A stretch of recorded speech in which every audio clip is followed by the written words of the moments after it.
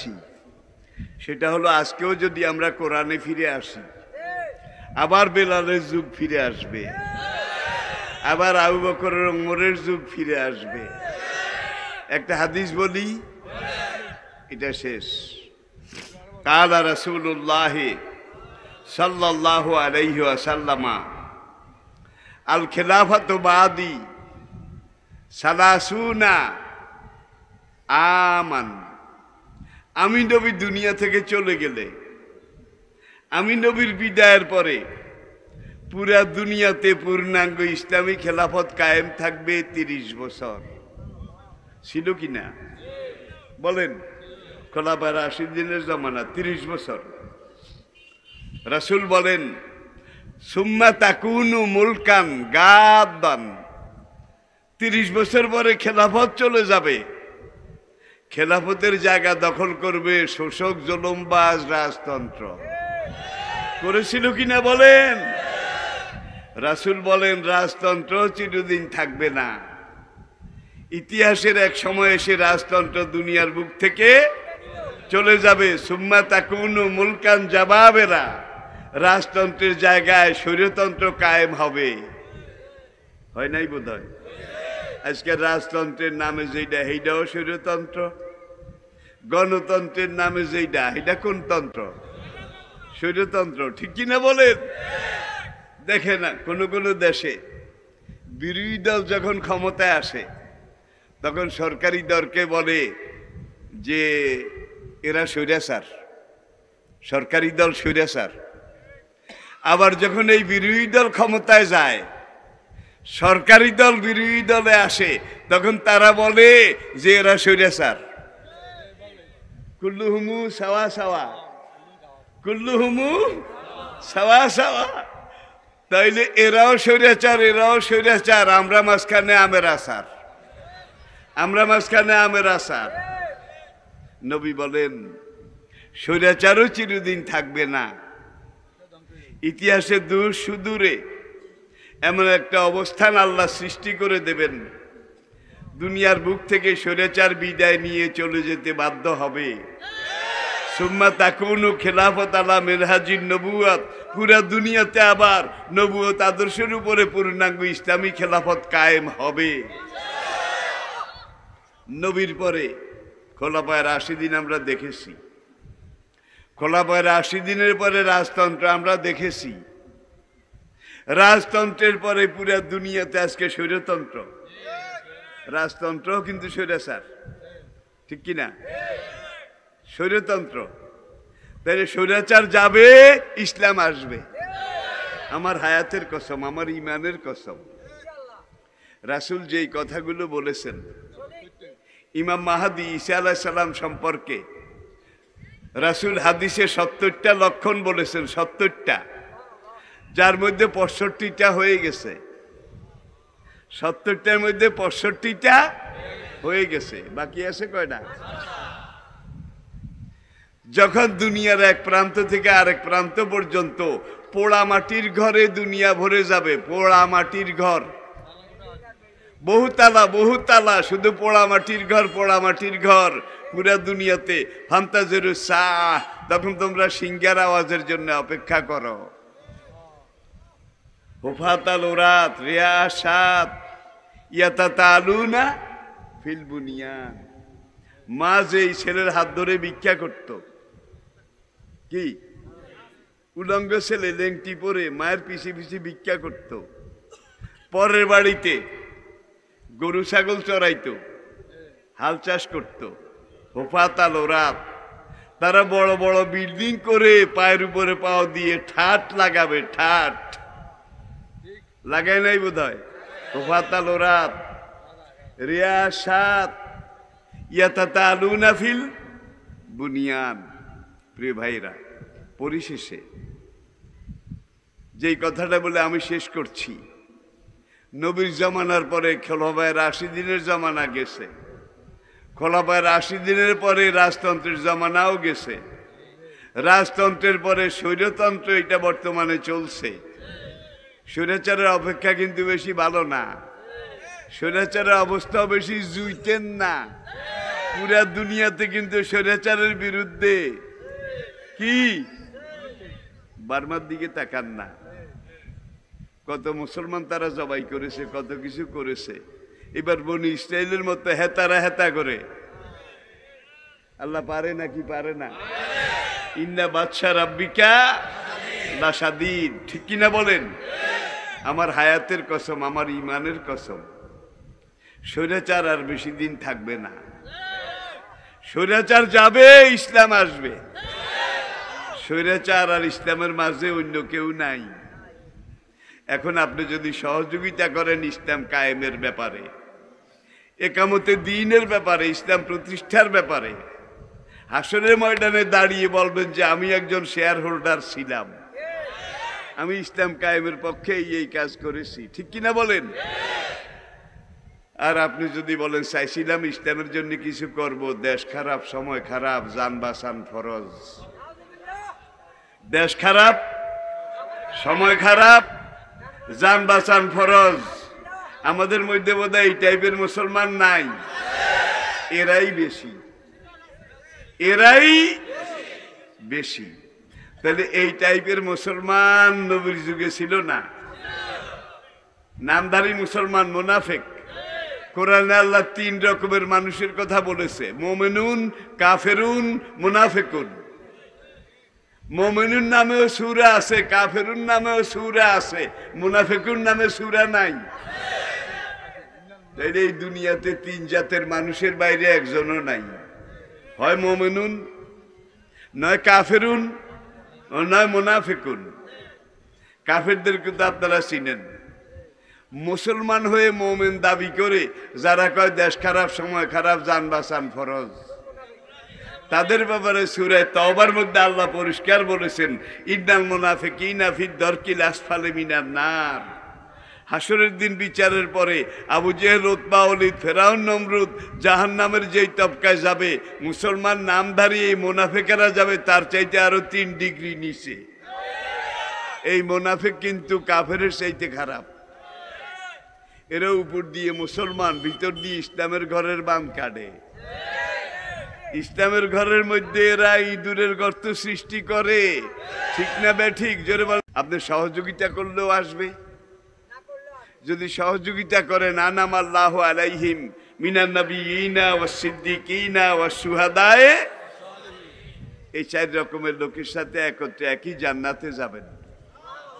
আর যদি আপনি বলেন চাইছিলাম কিছু করব, দেশ খারাপ, সময় খারাপ, জান বাঁচান ফরজ, তাইলে আপনি মারা যাওয়ার পরে আল্লাহর কসম আবু জেহেল, উতবা, ওলীদ, ফেরাউন, নমরুদ জাহান্নামের যেই তবকায় যাবে, আপনি যাবেন তার চাইতে আরো 3 ডিগ্রি নিচে। তাইলে এখন আমরা ইসলামের পক্ষে কাজ করতে থাকি, কোরআনের পক্ষে কাজ করতে থাকি। বিসমিল্লাহির রহমানির রহিম। সম্মানিত সভাপতি সাহেব, গেরা কদর ওয়াজিবুল ইহতিরাম হযরত নায়েব রাসূল, উলামায়ে কেরাম, ফুজালা ও মুরব্বিয়ানে ইজাম, উপস্থিত সকল স্তরের, বয়সের, পর্যায়ের দ্বীনের আশিকিন, আল্লাহ এবং আল্লাহর রাসূলের মুহিব্বিন, কালোজয়ী চিরন্তন পথের দিশা, মহাগ্রন্থ কোরআনে হাকিমের সাথে মুতাআল্লিকিন, আমার প্রাণপ্রিয় এলাকাবাসী ভাইয়েরা, মুহতারামা পর্দার আড়ালের মা ও বোনেরা, আসসালামু আলাইকুম ওয়া রাহমাতুল্লাহ। শুরুতে আমি মহান রব্বুল আলামিনের বারগাহে রহমতে, মহান মালিকের দরবারে আলী শানে হাজারো লাখো অনন্ত অযুত কোটি শুকরিয়া আদায় করছি,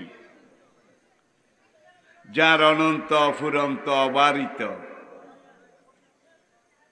অনাদি অশেষ দয়া রহমত মেহেরবানিকে পুঁজি করে সম্বল করে উসিলা এবং উপলক্ষ করে আমরা অন্যান্য বছরের মতো এবারও ঐতিহ্যবাহী আপনাদের এই দরবার শরীফে বাৎসরিক মাহফিল সালানা জলসা এর দ্বিতীয় দিন শেষ দিন এ পর্যায়ে আমি আপনাদেরকে আহলান সাহলান খোশ আমদেদ এবং মোবারকবাদ জানাই। তারই সঙ্গে সঙ্গে যে মহান রব্বুল আলামিন এ মোক্ষম সুযোগ তৌফিক সৌভাগ্য আমাদেরকে দান করেছেন, যিনি আমাদেরকে কথা বলা শিখিয়েছেন। কে শিখিয়েছেন? খালাকাল ইনসানা আল্লামাহুল বায়ান। আবার দেখুন, আলাম নাজআল্লাহু আইনাইনে ওয়া লিসানাও ওয়া শাফাতাইনে। ওরে দুনিয়ার মানুষ, তোমাকে পথ দেখার জন্যে, পথ চলার জন্যে আমি এক জোড়া চোখ দিয়েছি, লেসানান কথা বলার জন্যে মুখের ভিতরে একটা জিহ্বা তৈরি করে দিয়েছি, ও শাফাতাইনে কথা স্পষ্ট পরিষ্কার হওয়ার জন্যে জিহ্বার সামনে এক জোড়া ঠোঁট মাইকের সাউন্ড বক্সের মতো আমি আল্লাহ তৈরি করে দিয়েছি। কথা বলার জন্যে জিহ্বা ভিতরে নড়াচড়া শুরু করে, উঠা নামা শুরু করে, সঙ্গে সঙ্গে ঠোঁট দুটা ফাঁক হয়, কথা বেরিয়ে আসে। শুধু বাংলায় বেরিয়ে আসে নাকি? ইংরেজিতে, আরবিতে, হিন্দিতে, পশতুতে, ফার্সিতে, নাগরিতে জিহ্বা কিন্তু একইভাবে নড়ে, ঠোঁট একইভাবে ফাঁক হয়, কিন্তু কথা বেরিয়ে আসে বিভিন্ন ভাষায়। ঠিক কিনা বলেন? কত বিশাল কুদরতি একটা মেশিন। অন্যান্য অঙ্গ প্রত্যঙ্গ সব কিছু বাদ দেন, এই যে আপনার মাইকটা জন্মের পর থেকে আপনি ঘরে বাইরে সমাজে সংসারে হাটে মাঠে ঘাটে দোকান পাটে জীবনের বিভিন্ন ক্ষেত্রে 70-80 বছর পর্যন্ত এই মাইকটা ব্যবহার করেছেন, কাজে লাগিয়েছেন। কয়দিন এটার ব্যাটারি চার্জ দিয়েছেন বলেন? কি দুনিয়ার মাইকের মতো যদি কিছু সময় ব্যবহারের পরে ব্যাটারি ডাউন হয়, আবার চার্জ দেওয়া লাগে, এইভাবে চার্জ দেওয়া লাগতো, তাইলে এই মাইকের ব্যাটারি বদলাতে বদলাতে আপনার জমিদারি শেষ করা লাগতো। আলাম নাজআল্লাহু আইনাইনে, ওরে বান্দা, তোমাকে আমি দেখার জন্য দুটা চোখ দিয়েছি। চোখ দুটার ফোকাস কতটুকুন যায়? একটা টর্চ লাইট কয়েকশো টাকা দিয়ে কিনলে এটাতে ব্যাটারি, চার্জার, এটার খানা, এটার খোরাক সবকিছু দেওয়ার পরে আপনি যদি এইভাবে জ্বালিয়ে রাখেন, কতক্ষণ জ্বলবে? 1-2 ঘন্টা, এর বেশি তো না। এরপরে লাইট চোখ লাল করবে, তার মেজাজ খারাপ হয়ে যাবে। এত পয়সার খানা দিয়েছ, ব্যাটারি চার্জ দিয়েছ, এখন আমার পেটে আর খানা নাই, এখন যদি নতুন করে আমাকে দিয়ে পথ দেখতে হয়, আবার খানা দেওয়া লাগবে। ঠিক কিনা বলুন? কিন্তু জন্মের পর থেকে এই লাইট দুইটা যে আপনি ব্যবহার করতেছেন, টর্চের আলো 100 হাত যায়, প্যান্ডেলে যে লাইটগুলো জ্বালিয়েছেন এগুলোর আলো 100-200 হাত যায়, এর বেশি যায় না। কিন্তু আপনার এই লাইট দুটো, এই দুটোর ফোকাস কতদূর যায় বলা লাগবে। আপনারা কথার জবাব দেবেন, কিন্তু আপনার এই লাইট দুইটার ফোকাস কতদূর যায়? সূর্যটা কত মাইল দূরে? বিজ্ঞানীরা বলছে 9,30,00,000 মাইল দূরে। ফিতা দিয়ে মাপছে নাকি? গজ দিয়ে, স্কেল দিয়ে এটা পরিমাপ করা সম্ভব নয়। যত হিসাব আসছে দেওয়া হচ্ছে সব অনুমান ভিত্তিতে। তাহলে সূর্যটা 9,30,00,000 মাইল দূরে। এই লাইট দুইটা দিয়ে ফোকাস করলে সূর্যটা দেখা যায় না? যায়। এর বইয়ের কাছের ধারের জীবন, সংসার, সমাজ, ঘর, বাইর, বউ, জীব, স্ত্রী, পুত্র, পরিজন, ব্যবসাপাতি, দোকানপাট, পড়ালেখা, সবকিছু এই লাইট দুইটার উপর দিয়ে। আপনি যে এইভাবে চালিয়েছেন, কাজে লাগিয়েছেন, এই লাইটের ব্যাটারি কয়দিন বদলাইছেন? কয়দিন ব্যাটারি চার্জ দিয়েছেন? Life charge, life guarantee. যদি দুনিয়ার লাইটের মতো ব্যাটারি বদলানো লাগতো, ব্যাটারি চার্জ দেয়া লাগতো, তাহলে এই লাইটের ব্যাটারি বদলাইতে বদলাইতে, চার্জ দিতে দিতে আপনার সবকিছু শেষ করলেও আপনি কুলিয়ে উঠতে পারতেন না। ঠিক কিনা বলেন? ওয়াইন তাউদ্দু নি'মাতাল্লাহি লা তুহসুহা। তোমার মাথার চুল থেকে পায়ের তলা পর্যন্ত 3.5 হাত শরীরে, দেহে যেই নেয়ামতগুলো, যেই কলকবজা, যেই মেশিনারিগুলো আমি আল্লাহ ফিট করে দিয়েছি, জন্মের পর থেকে মরণ পর্যন্ত, এগুলো একটা একটা করে যদি তুমি গণনা করা শুরু করো, লা তুহসুহা, তোমার দেহের ভিতরের কলকবজাগুলো তুমি গণনা করে শেষ করতে পারবে না। পারবে বোধ হয়? তাহলে যেই নিয়ামত গণনা করে শেষ করা যাবে না, সেই নিয়ামতের শুকর আদায় করে বোধহয় শেষ করা যাবে? কখনো নয়, কোনোদিন সম্ভব নয়। যার জন্য আল্লাহ পাক আমাদেরকে আমাদের দেহের ভিতরে বাইরে, ডানে বামে, সামনে পিছনে, যেদিকে যান সেদিকে আল্লাহর নেয়ামত আসে না? নাই? আল্লাহর নেয়ামত এগুলা গণনা করে শেষ করা যাবে না। এগুলার শুকরগুজারি করেও শেষ করা। লাইন শাকারতুম লাযিদান্নাকুম, যদি আমার এই সকল নেয়ামতের শুকরগুজারি করো, কৃতজ্ঞতা আদায় করো, নেয়ামতের লংজিভিটি আরো বাড়িয়ে দেব। অলাইন কাফারতুম, আর যদি আমার এই সকল নেয়ামতের কুফরি করো, নাফরমানি করো, নাশুকরি করো, ইন্না আযাবি লাশাদীদ, মনে রেখো আমার ধরা, আমার আযাব বড় কঠিন। আল্লাহ ধরে না, ধরে না, ধরে না, একবার ধরলে আর ছাড়ে না।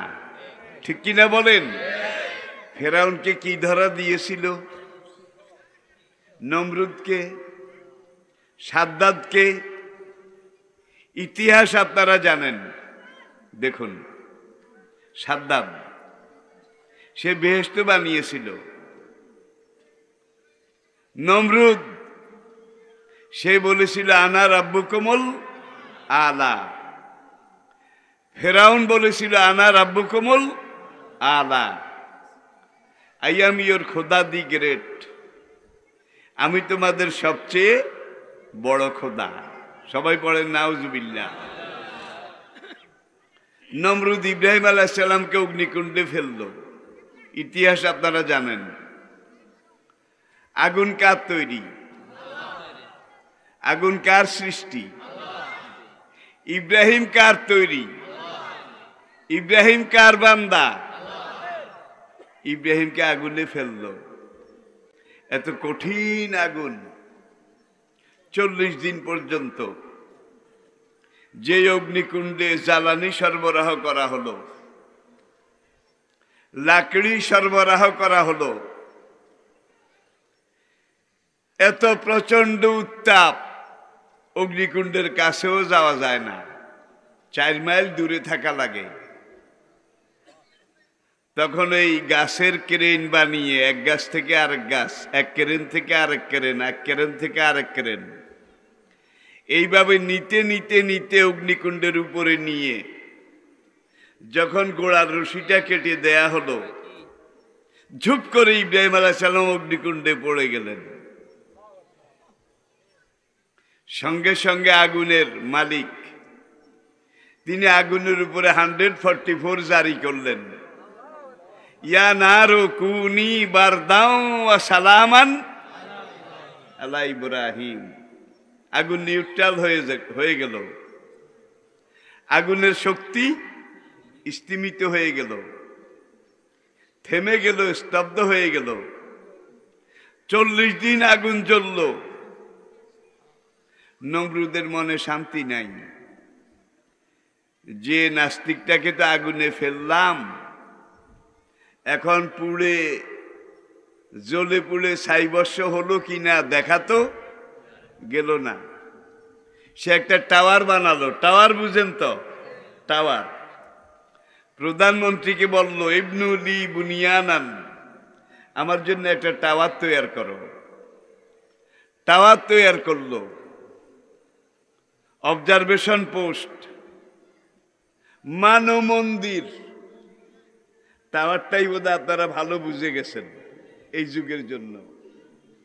সেখান থেকে সে অবজার্ভ করে, পর্যবেক্ষণ করে যে নাস্তিক ইব্রাহিম, নমরুদ বিরোধী ইব্রাহিম জ্বলে পুড়ে ছাইয়াঙ্গার হয়েছে কিনা। তাকিয়ে দেখে জ্বলন্ত আগুন সমুদ্রের মধ্যে ফুলের গাছ, ফলের গাছ, সেখানে কোকিল কুহু কুহু করে, ভ্রমর গুনগুন করে, মৌমাছি মধু সংগ্রহ করে। আর সেই অগ্নি সমুদ্রে ফুল গাছের নিচে ছায়ায় ইব্রাহিম বসে বসে ইসমে জাত আল্লাহর নাম জিকির করতেছেন, সুব্বুহুন কুদ্দুসুন রাব্বুনা ওয়া রাব্বুল মালাইকাতে ওয়ার রূহ। নমরুদ কতক্ষণ তাকিয়ে দেখলো, কিরে নাস্তিক তো জ্বলে নাই। আরো সে হেসে হেসে কি যেন পড়ে। নমরুদ আগুনকে ধমক দিল, ওরে আগুন, আমি এই দেশের খোদা, সকল মানুষের খোদা, তুই আগুনেরও খোদা। আমি তো ইব্রাহিম নাস্তিককে তোর পেটের ভিতরে ফেলেছি জ্বালিয়ে দেওয়ার জন্যে। 40 দিন চলে গেল, তুই ইব্রাহিম নাস্তিককে জ্বালাস না কেন? গম গম করে আগুন থেকে যাওয়া আওয়াজ উঠলো, আই এম হ্যান্ডমলেস। হ্যান্ডমলেস, হ্যান্ডমলেস বুঝেন? আমার যা জ্বালাবার শক্তি ছিল, ক্ষমতা ছিল, সব হ্যান্ডম উইথহেল্ড হয়ে গেছে, সব স্তব্ধ হয়ে গেছে। নমরুদ বলল, কিভাবে? আগুন আবার জবাব দিল, যিনি আমাকে বানিয়েছেন, তৈরি করেছেন, তিনি এইমাত্র আমার উপরে 144 জারি করেছেন, কুনি বারদাও ও সালামান। সুতরাং কিয়ামত পর্যন্ত ইব্রাহিমকে আমার পেটের ভিতরে ফেলে রাখতে পারবে, ইব্রাহিমের একটা পশমও আমি জ্বালাতে পারবো না। নমরুদ আরেকবার আগুনকে ধমক দিল, আগুন, তোকে শেষবারের মতো সাবধান করছি, আমি তোকে আদেশ দিচ্ছি, আমি তোর খোদা, ইব্রাহিমের খোদা, সবকিছুর খোদা, আনা রাব্বুকুমুল আলা। এখনই ইব্রাহিমকে জ্বালিয়ে ফেল, তা না হলে দুনিয়ার 7 সমুদ্রের পানি সিঞ্চন করে জন্মের মতো তোকে নিভিয়ে ফেলব। আগুন, নো অ্যাকশন, নো চেঞ্জ। আগুনের কোনো পরিবর্তন নেই, কোনো অ্যাকশনও নেই আগের মতো। ইব্রাহিম জিকির করে সুবহুন কুদ্দুসুন রাব্বুনা ওয়া রাব্বুল মালায়েকাতি ওয়ার রূহ। নমরুদ তৃতীয়বার বলে, তোর এত উত্তাপ, এত শক্তি, এত দাহিকা শক্তি, জ্বালাময়ী শক্তি, এটা কোথায় গেল? আগুন থেকে গম গম করে আবার আওয়াজ আসলো, হারামজাদা তুই একটু আয়, আমার শক্তি আসে না নাই, জন্মের মতো তোকে দেখাই দেব। ইব্রাহিম অগ্নিকুণ্ড থেকে বের হয়ে আসলেন, একবারে কাপড় চোপড় গুলাও ঠিক আছে, কিচ্ছু হয় নাই। নমরুদ আবির্ভূত কিংকর্তব্য বিমূঢ় হয়ে ইব্রাহিমকে প্রশ্ন করলো, কিরে নাস্তিক? ইব্রাহিম নাস্তিক, কারণ তারে খোদা মানে না, আর সে আস্তিক। কিরে নাস্তিক, তুই আগুনে জ্বলে গেলি না, পড়লি না? তোকে কে বাঁচিয়েছে? ইব্রাহিম ছোট করে বলল, আমার উপর আল্লাহ, আমার উপর আল্লাহ। নমরুদের রাগ আরো বাড়ল, যে উপরওয়ালা বলে বলে তুই সবসময় আমার সাথে চ্যালেঞ্জ করস, আজকে তোর উপরওয়ালাকে আগে শেষ করব, তারপরে তোকে ধরব। সে আবার তার মন্ত্রী পরিষদকে বলল, আমার যে সোনার কুরসিটা আছে, রাজ সিংহাসনটা আছে, এই কুরসির 4টা পায়ার মধ্যে 4টা স্বর্ণ ঈগল পাখি, হাজার হাজার বছর আগে এগুলা পালন করা হতো, ঈগল পাখি।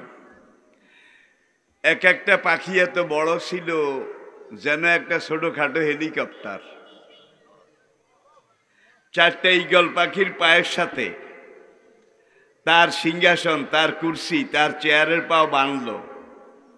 বাঁধার পরে সে এতগুলা তীর নিল, একটা ধনুক নিল ফায়ার করার জন্যে।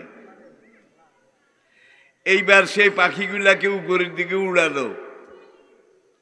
পাখিটার কুরসি নিয়ে উপরের দিকে যায়, দূর, বহু দূর, দেখা যায় না। আল্লাহ পাকের আরশে আজিমের যেই ধারক বাহক ফেরেশতা, যাদেরকে শরীয়তের পরিভাষায় বলা হয় মালায়েকাতুল মুকাররাবিন, কি? আল্লাহ পাকের নিকটতম ফেরেশতা। ফেরেশতারা বলে, রব্বুল আলামিন, এতদিন তো ইব্রাহিমের পালা ছিল, আজকে তোমার পালা আসতেছে, তোমাকে শেষ করবে, তোমাকে খতম করার জন্য আসতেছে। আল্লাহ কুদরতের হাসি হেসে বললেন, অমলি লাহুম ইন্না কাইদি মাতিন, ইন্নাহুম ইয়াকিদুনা কাইদাও ওয়া আকিদু ফামাহহিলিল কাফিরিনা আমহিলহুম। বেচারা বড় আশা করে আসে। আর এই নমরুদেরও আগে যত নমরুদ, যত যুগে আমি আল্লাহর বিরোধিতা করেছিল, আমার রেসালতের বিরোধিতা করেছিল, আমার পাঠানো কিতাবের বিরোধিতা করেছিল, তারা যখন উপরে উঠতে চেয়েছিল, যেই নমরুদ যত দূর উপরে উঠতে চেয়েছিল, আমি তাকে তত দূর উপরে উঠেছি। আপনি যদি কারোর উপরে বেশি রাগ হন, এক আষাঢ়ে ভর্তা করতে চান, তাহলে অল্প উড়াইয়া মারবেন, ঠিক না? কি নমরুদ রে কদ্দুর উড়েছে, ফেরাউন রে কদ্দুর, সাদ্দাদ রে কদ্দুর, আবু জাহেল রে কদ্দুর, ঠিক কিনা বলেন? ফাফাসাকু ফিহা ফাহাক্কা আলাইহাল কাউলু ফাদাম্মারনাহা। ভাই, দাম্মারনাহা তাদবীরা শব্দটা কোরআনের এমন একটা সাংঘাতিক না সাড়ে সাংঘাতিক শব্দ, দাম্মারনাহা তাদবীরা, চূর্ণ বিচূর্ণ করে ফেলেছি, একাকার মেশাকার করে ফেলেছি, ধুনিত বিধুনিত করে ফেলেছি, পাউডার বানিয়ে ফেলেছি, পাউডার। দাম্মারনাহা তাদবীরা। আল্লাহ জিব্রাইলকে সঙ্গে সঙ্গে বললেন, এযহাব ইয়া জিব্রাইল, জিব্রাইল তাড়াতাড়ি যাও। আমি খোদাকে মারার জন্য সে যখন উপরের দিকে তীর মারবে, সঙ্গে সঙ্গে তুমি ও তীরটার মাথার মধ্যে ফলার মধ্যে এক বিগত টাটকা রক্ত মেখে দাও, টাটকা রক্ত। জিব্রাইল কয়, ইয়া রব, তীরের ফলায় রক্ত মেখে লাভটা হবে কি? আল্লাহ জবাব দিলেন, বেচারা বড় আশা করে আসে, আমি কারো আশা নষ্ট করি না। যখন সে দেখবে টকবগে রক্তে তীরের ফলা ভিজা, তখন সে মনে করবে অপারেশন সাকসেসফুল, আমি খোদা শেষ। এরপরে গিয়ে বাকি তার কি করার আছে এটা আমি একটু দেখতে চাই। তীর মেরেছে, সাঁ করে তীর উপরের দিকে গিয়েছে। জিব্রাইল রক্ত মেখে দিলেন, রক্ত নিয়ে তীর আবার তার চেয়ারের উপরে এসে পড়েছে।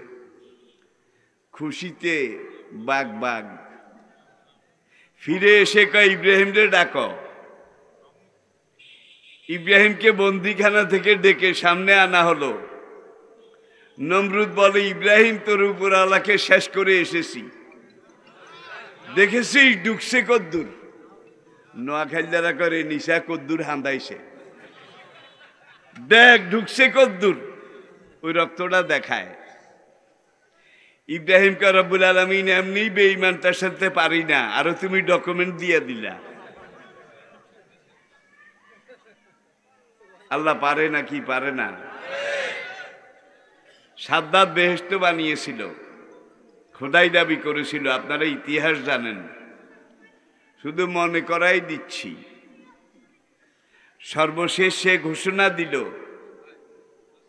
যারা তাকে খোদা মানবে, রব মানবে, তাদেরকে বেহেশতে দেবে।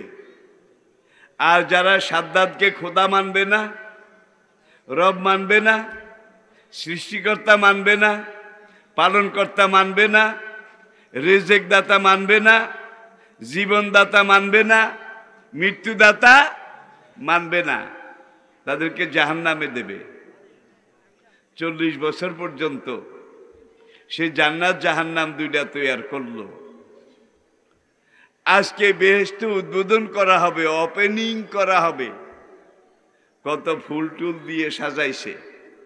আর এই বেহেশত তৈরি করার জন্যে কত মা বাবার কোল খালি করেছে।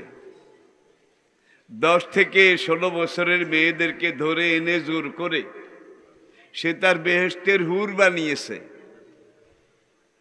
আবার 6 থেকে 12 বছরের তরুণ শিশু কিশোর তাদেরকে ধরে এনে সেই বেহেশতের গেলমান বানিয়েছে। কত মানুষের শখের বাগান, এগুলাকে উজাড় করে সে তার বেহেশতের ফুলের গাছ, ফলের গাছ বানিয়েছে।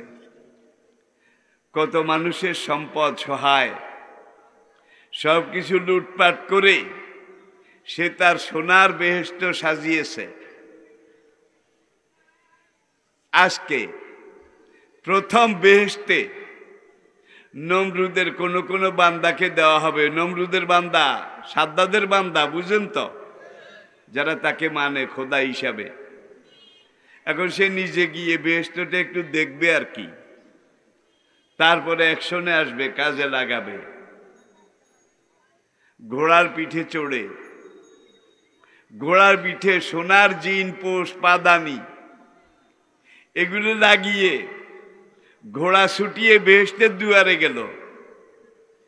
গিয়ে সে এক পাও ঘোড়ার পিঠ থেকে জমিনে নামালো, আরেকটা পা এখনো ঘোড়ার ওই পাদানি এটার ভিতরে। ফাওহাল্লাহু ইলা মালিকিল মউত, ইয়া মালিকাল মউত খুজ সাদ্দাদা। এই অবস্থাতে আল্লাহ মালিকুল মউত আজরাইলকে ওহী পাঠালেন, আজরাইল এই মুহূর্তে এই অবস্থায় সাদ্দাদের জান কবজ করো। কেমন বোঝেন? এক ঠ্যাং ঘোড়ার পিঠে আর এক ঠ্যাং মাটিতে। বেহেশত ওপেন করবে, উদ্বোধন করবে। আল্লাহকে জান কবজ করো। আজরাইল বেচারা করবেটা কি? এটা তো তার চাকরি, তার ডিউটি। জান কবজ করার জন্য সাদ্দাদের বেহেশতের দুয়ারে এসেছে। আসার পরে মালিকুল মউত আজরাইল দেখে যে তার চোখ দুইটা বেহেশতের দিকে, একটা পাও মাটিতে আরেকটা নামায়। ঘোড়ার পায়ের লাগামের ভিতর থেকে বের করে। আজরাইলের মতো কঠিন জিনিস, পাষাণ জিনিস, নির্দয় জিনিস আল্লাহ দ্বিতীয় আরেকটা সৃষ্টি করেননি। দয়া কারে কয়, রহম কারে বলে, এইটা আজরাইলের থিওরিতে নাই, পুঁথিতে নাই, পাজিতে নাই, নিদানে নাই, বালামে নাই, সাইকোলজিতে নাই, ফিলোসফিতে নাই। সেই আজরাইল আজকে সাদ্দাদের এই অবস্থা দেখে সেখানে দাঁড়াইয়া দাঁড়াইয়া কান্দে। আজরাইল কয়, ইয়া রব, বেচারা এত কষ্ট করেছে, এত শ্রম, এত ঘাম, এত অর্থ ব্যয় করেছে। এক দুঃখ যায় খেলে, আরেক দুঃখ যায় দেখলে। বেচারা অন্তত একটু ভিতরে যাক না, কি বানাইলো, কেমন বানাইলো, একটু চোখ দিয়ে দেখুক। আল্লাহ কয়, তাহলে আজরাইল, দেখা যায় সাদ্দাদের জন্য আমার চেয়ে তোমার মায়া বেশি। এর আগে তুমি কোনোদিন কাঁদছিলা কিনা? আল্লাহ আজরাইলকে জিজ্ঞাসা করে। আজরাইলকে বালা আল্লাহে, আল্লাহর কসম, এর আগে একদিন কেঁদেছিলাম আমি। আল্লাহ বলে, কোন সময়, কি অবস্থায়? আজরাইল বলে, আজ থেকে প্রায় 1000 বছর আগে। রিপিট, আজ থেকে প্রায় 1000 বছর আগে অমুক সাগরে যখন একটা কাঠের জাহাজ সাগর স্রোতে চলছিল, হঠাৎ তুফান এসে জাহাজটা ডুবে গেল। ঝড়ের দাপটে, অমগ্রতা, পানির তরঙ্গের আঘাতে জাহাজের প্রত্যেকটা তক্তা ছুটে গেল, খুলে গেল। সেই অবস্থায় একজন মহিলা একটা পুত্র সন্তান প্রসব করল। সন্তানটাকে সে প্রসবের পরে একটা তক্তা ধরে তক্তার উপরে শোয়াইল। শোয়াইয়া ওই মা তক্তাটাকে সোজা করে ধরে রাখলো। এই দিক থেকে ঢেউ আসে, তক্তা কাইট হয়, এই দিক থেকে ঢেউ আসে, তক্তা কাইট হয়। মহিলা জীবন দিয়ে চেষ্টা করতেছে তক্তাটা যেন ঢেউয়ের আঘাতে কাত না হয়। কাত হলে কি হবে? বাচ্চাটা পড়ে যাবে। কথায় বলে, বটের তুল্য তুল্য মায়া নাই। হায় রে মা! এই অবস্থায় মা জীবনের বিনিময়ে চেষ্টা করতেছে। বাচ্চাটা তক্তার উপরে শোয়ায় রেখে তক্তাটা সোজা রাখতেছে। এই অবস্থায় তুমি রব্বুল আলামিন আমাকে বলেছিলে, ইয়া মালিকাল মউত, এই তক্তা দ্বারা মহিলার রূহ কবজ করো। আমি সেখানে গেলাম, যাইয়া যখন এই অবস্থা দেখলাম, আমার মতো শক্ত আজরাইল গলে গেল। আমার ভিতরে এমন স্নেহ সমুদ্র উদ্বেলিত হলো। আমি আজরাইল ভাবলাম যে এই মুহূর্তে মায়ের জান কবজ করা মানি ঢেউ আসবে, তক্তাটা কাইট হবে, বাচ্চাটা টুপ করে ডুবে যাবে। 2 in 1, 1-এ 2 মারা যাবে। সেদিন আমি কাঁদছিলাম যে এরকম যদি জানতাম এত কঠিন, এত নিষ্ঠুর কাজ করা লাগবে, তাইলে আমি আজরাইল এই চাকরি নিতাম না, এই দায়িত্ব গ্রহণ করতাম না। আল্লাহ কয়, তারপরে কি হলো? আজরাইল বলে, কি আর হবে, তোমার আদেশ। মায়ের জান কবজ করে আমি চলে এসেছি। আল্লাহ বলেন, তারপরে কি হলো? তক্তার বাচ্চার কি খবর? আজরাইল বলে, সেটা তো আর আমার ডিউটি না, আমার জানার মধ্যেও পড়ে না। আমি মায়ের জান কবজ করে চলে আসছি, এর দূর আমার মনে আছে। কিন্তু মায়ের জান কবজ করতে গিয়ে আমি সেদিন খুব কেঁদেছি, 1000 বছর আগে। আবার আজকে সাদ্দাদের বেহেশতের দুয়ারে এই অবস্থায় তুমি যখন তার রূহ কবজ করার নির্দেশ দিয়েছ, আমি আমার চোখের পানি ধরে রাখতে পারিনি। আজকে আবার আমি কাঁদছি। আল্লাহ ইয়া মালিকাল মাউত, ওই যে তক্তার উপরে যেই বাচ্চাটা রাখা ছিল, মা যেই তক্তাটাকে সোজা করে ধরে রাখছিল, এই অবস্থায় আমি সেই মায়ের জান কবজ করতে তোমাকে নির্দেশ দিয়েছিলাম, তুমি কেঁদেছিলে। পরিশেষে জান কবজ করে তুমি চলে আসছো। তারপরে কি হয়েছে? তারপরে বাচ্চার কি হয়েছে এটা তো আর আমি জানি না, আমার জানার কথাও নয়। আল্লাহ বলেন, সেই তক্তার উপরের বাচ্চাটাকে আমি আল্লাহ উদ্ধার করেছি, আমি আল্লাহ রক্ষা করেছি, আমি আল্লাহ বড় করেছি, আমি আল্লাহ টাকা পয়সা সম্পদ রাজত্ব দিয়েছি। সেই তক্তার উপরের বাচ্চাটাই আজকের এই সাদ্দাম। আমি কি বুঝাতে পেরেছি? আমি কি বুঝাতে পেরেছি? ভাই, আমি কোরআন থেকে কথাগুলো বলেছি। ইব্রাহিমের কথা বলুন, নমরুদের কথা বলুন, সাদ্দাদের কথা বলুন, আপনাদের কি অসুবিধা হয়? আমি বেশিক্ষণ আপনাদেরকে কষ্ট দেব না। আপনারা ওই যে প্যাম্পলেটের ডক্টর লিখছেন, ডাহা মিথ্যা কথা, আমি ডক্টর না। কিন্তু এটা শুধু বাংলাদেশে না, সে আমেরিকা, লাতিন আমেরিকা, কানাডা, সেই দুনিয়ার পশ্চিমাতে গিয়ে দেখলাম তারাও ডক্টর লিখছে। আবার এইদিকে Malaysia, Singapore, south Korea, Japan, দুনিয়ার করে পূর্ব শেষ মাথা, পূর্ব প্রান্ত, সেখানেও গিয়ে দেখলাম তারা ডক্টর লিখছে। আমি বললাম, পাইলেন কোথায়? আমি তো আসলে ডক্টর না, যেটা বাস্তব। তখন জাপানের এক বৌদ্ধ সাংবাদিক, সে বলে, honourable Maulana, don't mind please. সম্মানীয় মাওলানা সাহেব, আপনি কিছু মনে করবেন না। ডক্টর শব্দের অর্থ বিশেষজ্ঞ, কোনো বিশেষ ব্যাপারে বিশেষজ্ঞ।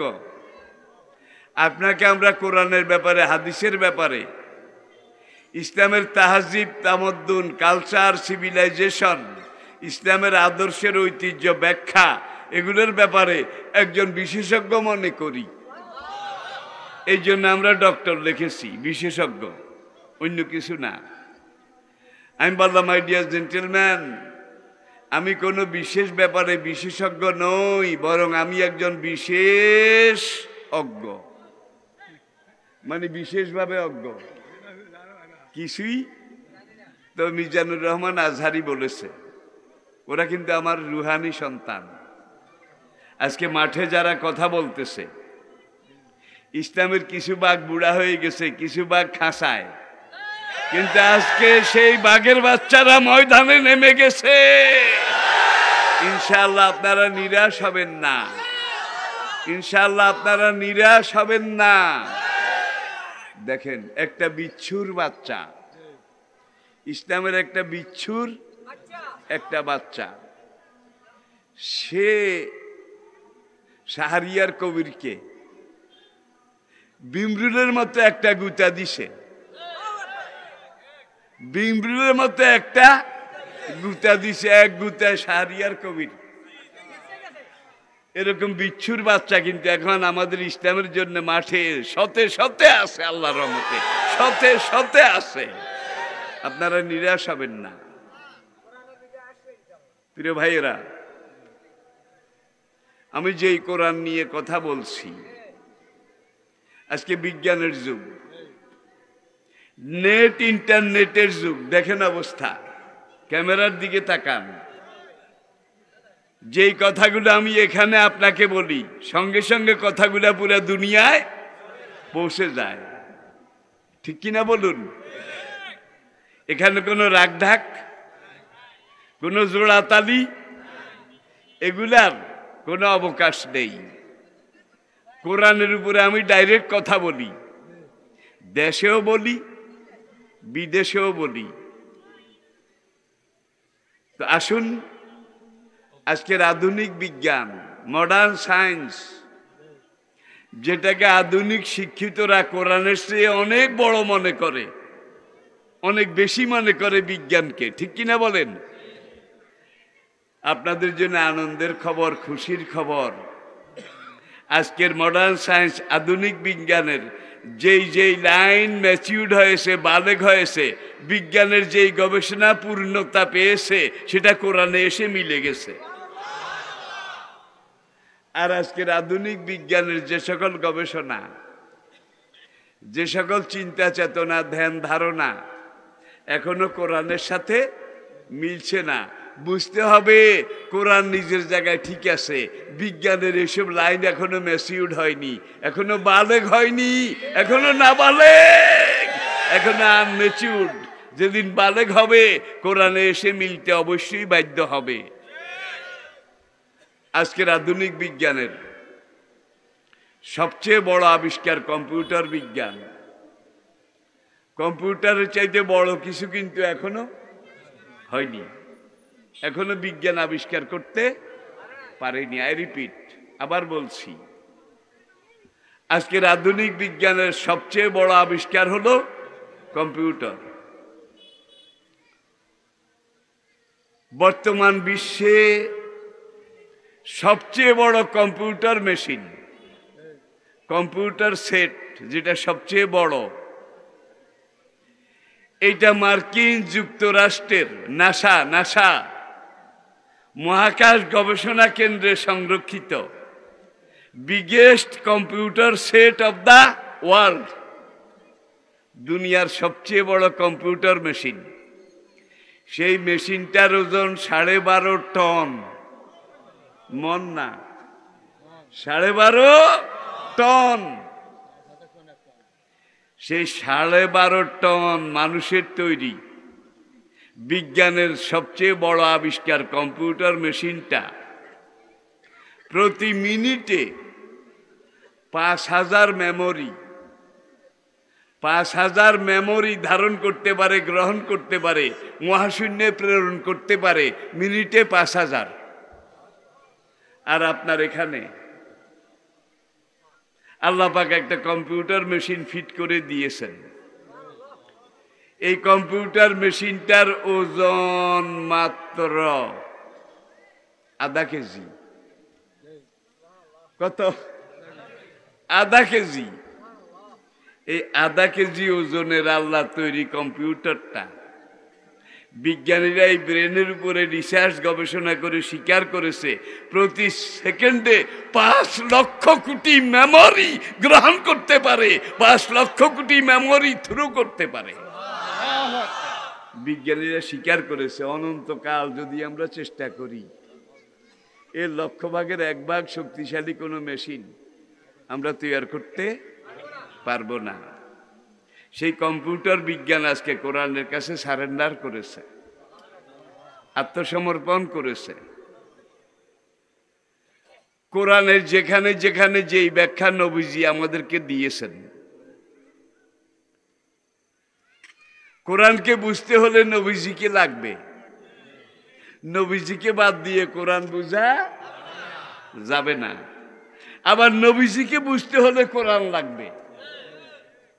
কোরআনকে বাদ দিয়ে নবীকে বোঝা যাবে না, নবীকে বাদ দিয়ে কোরআনকে বোঝা যাবে না। একটা আরেকটার পরিপূরক, সম্পূরক। যেই কোরআন আমরা তেলাওয়াত করি, এই কোরআন হলো রিটেন ফিলোসফি। রিটেন ফিলোসফি, লিখিত দর্শন। আর আল্লাহর নবীর পুরা নবুয়ত জিন্দেগিটা ছিল এই 30 পারা লিখিত কোরআনের জীবন্ত, জ্বলন্ত, শাশ্বত, প্রতিষ্ঠিত বাস্তব নমুনা। এটা হলো লিখিত কোরআন, আর নবীর সিরাত জীবন্ত কোরআন, বাস্তব কোরআন। সুতরাং বাস্তব কোরআন যদি আপনি দেখতে চান, বুঝতে চান, নবীর দিকে তাকান। কোরআন কেমন মানুষ বানায়, আর কোরআন কেমন সমাজ তৈরি করে, কেমন শান্তির সমাজ উপহার দিতে পারে, এইটা যদি একবার আপনি দেখতে চান, খোলাপাড়া রাশিদিনের জমানার দিকে তাকান। মানুষ জাকাতের টাকা নিয়ে রাস্তায় রাস্তায় হাঁটছে, কিন্তু জাকাত নেওয়ার মতো গরিব কি ভাই? আমি কথাগুলা বলে আপনাদের মনের আতাইল ধরাই কেন? আতাইল ধরাই, কাশি মেলাই গো ফুটাই না, এগুলো বাস্তব, এগুলো বাস্তব। দেশের সবচাইতে সুন্দরী ষোড়শী তরুণী সেজে গুজে উত্তর আরবের হাদ্রামাউত থেকে রওনা করেছে একা। তার সাথে কোনো পুরুষ সঙ্গী নেই, কোনো মোহরেম নেই। একাধারে 2 মাস দিন রাত সফর করে সে দক্ষিণ আরবের সনা পর্যন্ত পৌঁছেছে। তার দিকে কেউ একবার ফিরেও তাকায়নি। এটা ইসলামী সমাজ। সাহাবারা মার খাইতে খাইতে একেবারে অবস্থা সঙ্গীন। রাসূল কাবার দেওয়ালে হেলান দিয়ে বসে আছেন। 2 জন সাহাবা এসে বলে, ইয়া রাসূলুল্লাহ, কবে ইসলাম কায়েম হবে, কোরআন কায়েম হবে? আমরা তো শেষ হয়ে গেলাম। বেলালের শরীরে চামড়া নাই, অনেক জায়গায় গোশত নাই, বড় বড় গর্ত, হাড্ডি দেখা যায়। আমার ইবনে ইয়াসিরের শরীরে চামড়া নাই, অনেক জায়গায় গোশত নাই, জ্বলন্ত আগুনে শোয়াইছে, আবার জ্বলন্ত আগুনের কয়লা বুকের উপরে দিয়েছে, তার উপরে কয়েক মণ ওজনের পাথর চাপিয়ে দিয়েছে। এই কয়লার আগুন পুড়তে পুড়তে ভিতরে ঢুকে চামড়া গোশত সব জ্বালিয়ে ফেলেছে। সাহাবায়ে কেরামের অনেকের শরীরে চামড়া ছিল না, গোশত ছিল না, বড় বড় গর্ত ছিল। সেই সাহাবার ছেলেরা, নাতিরা বলতো যে, দাদুর এখানে গর্তের মধ্যে আঙ্গুল দিয়ে দিয়ে আমরা খেলা করতাম। আল্লাহু আকবার। এই কোরআনের জন্য, এই ইসলামের জন্য।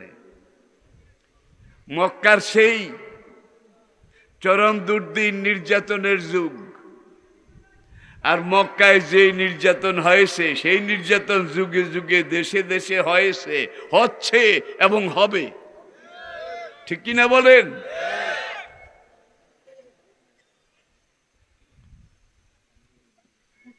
আফ্রিকা,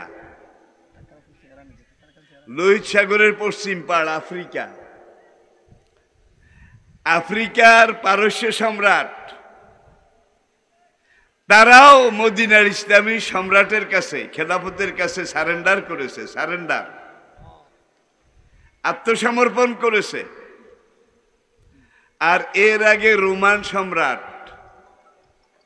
তারা তো আবু বকরের আমল থেকেই ইসলামের পায়ের তলে এসে গেছে। সেই যুগে 2টা সুপার পাওয়ার ছিল, একটা রোম আর একটা পারস্য, একটা কায়সার আর একটা কেসরা। কেসরা পবিত্র কোরআনে একটা সূরা আছে, আর রোম আছে না নাই? এই যুগে যদি কোরআন নাজিল হতো, সূরা থাকতো আমেরিকা। বিশ্বাস করেন? তখনকার রোম যখন আছে, কিয়ামত পর্যন্ত যত আমেরিকা, যত সুপার পাওয়ার আছে, আসবে, ছিল, এগুলা কোরআনের আলোচ্য বিষয়ের মধ্যে আছে। এই লোকে বাদ দিয়ে কোরআন কথা বলেনি। সুপার পাওয়ার বৃহৎ শক্তি, তাদের সাথে আপনি কিভাবে ফরেন রিলেশন, বৈদেশিক সম্পর্ক গড়বেন, কদ্দূর যাওয়া যাবে, এরপরে আর কদ্দূরের পরে যাওয়া যাবে না, এগুলা কোরআন বলেছে নাকি বলে নাই? লা ইয়াত্তাখিযুল মুমিনুনাল কাফিরিনা আউলিয়া মিন দুনিল মুমিনিন ইয়া আইয়ুহাল্লাযীনা আমানু লা তাত্তাখিযুল ইয়াহুদা ওয়ান নাসারা আউলিয়া বাদুহুম আউলিয়াউ বাদ। দেখেন, পারস্য বিজয় হয়ে গেছে, মুসলমানদের এখন সম্পদের কোনো অভাব নাই। বিজয় হজের পরে আল্লাহর নবী জীবিত থাকা অবস্থায় দুইটা যুদ্ধ হয়েছিল, হুনাইন এবং তবুক। বিজয় হজের পরে হুনাইন এবং বদরে ছিল ৩১৩ জন শুরু প্রথম। অস্ত্র ছিল খুরমা খাজুরের ডাগা, কোনো তীর তলোয়ার কিছু ছিল না, খাজুরের ডাগা। আল্লাহর মায়ের আলমের মায়ের খাজুরের ডাগা এইভাবে যখন মেরেছে, সামনে যত কাফের ছিল সব কেটে দুই টুকরা হয়ে পড়ে গেছে। মা রামাইতা ইজ রামাইতা ওয়ালাকিন্নাল্লাহ রামা। আল্লাহু আকবার। এখন অর্ধেক পৃথিবীতে ইসলাম কায়েম হয়ে গেছে, আফ্রিকা বিজয় হয়ে গেছে। খসরু সেই পারস্য সম্রাট, তার পুরা রাজত্ব সম্পদ সব একত্র হয়ে মদিনায় মসজিদে নববীতে আসলো গনিমত। আমিরুল মুমিনিন ওমর রাদিয়াল্লাহু তাআলা আনহু হুনাইন তবুক যুদ্ধে কত মুসলমান শরীক ছিল। ঐতিহাসিক ইবনে সাদ তার তবকাতে লিখেছেন,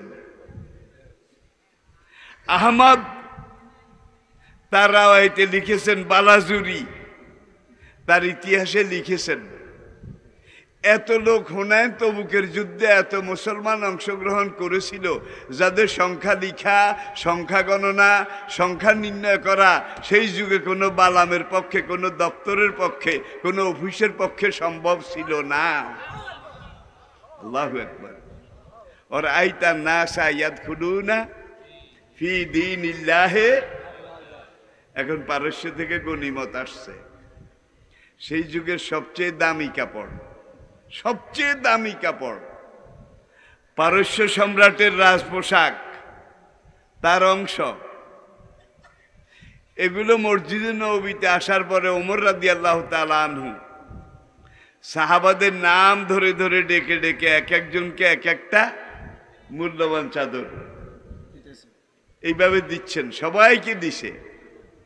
এখন এই চাদর পেয়ে কেউ মাথায় পাগড়ি, কেউ কাঁধে রুমাল, কেউ গায়ে দিয়েছে সেই যুগের সবচেয়ে দামি কাপড়। কিন্তু বেলাল রাদিয়াল্লাহু তাআলা আনহু একটা পাইছে।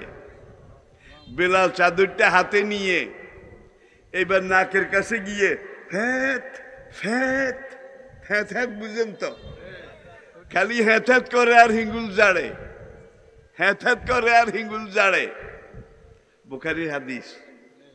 সাহাবায়ে কেরামের কেউ দেখে বললেন, বাখ বাখ ইয়া বেলালো, বাখ বাখ ইয়া বেলালো, বেলাল তুমি তো বড় লোক হয়ে গেছ, আরবের সবচেয়ে দামি চাদর দিয়ে তুমি হিঙ্গুল, নাকের শ্লেষা নাকের হিঙ্গুল মোছো, তুমি তো বড় লোক হয়ে গেছ।